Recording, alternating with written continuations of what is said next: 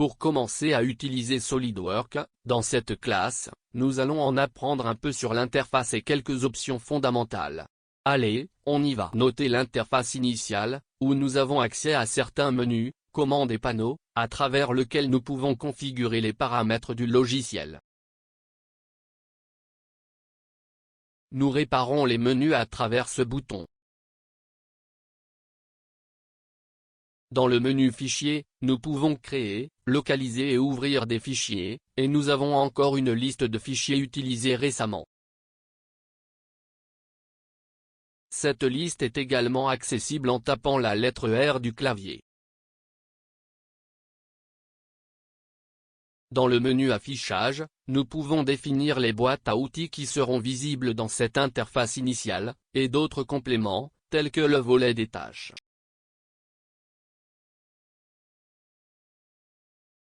Dans le menu Outils nous accédons aux outils et en cliquant sur Options une boîte s'ouvre, où nous pouvons modifier diverses options du programme. Par exemple, dans l'onglet Général, nous pouvons modifier la langue utilisée pour les menus et les fonctionnalités.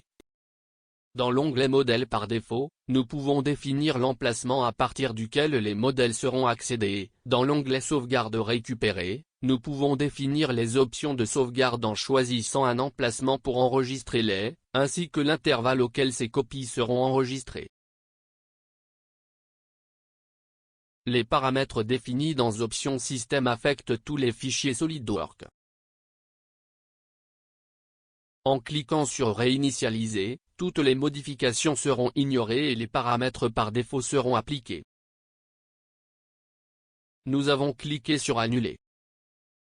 Dans le menu Aide, nous avons accès à l'aide du programme, ainsi que des tutoriels, la vérification des mises à jour, la licence et les informations de la version installée.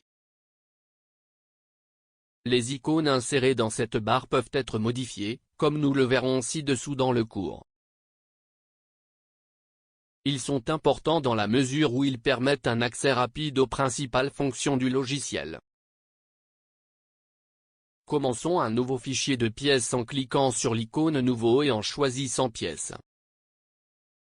Notez que nous avons maintenant accès à de nombreux outils et une interface graphique pour le développement du projet. Notez également que le volet Office a quelques onglets. En cliquant sur l'un d'eux, l'onglet est étendu et nous avons accès à diverses fonctionnalités.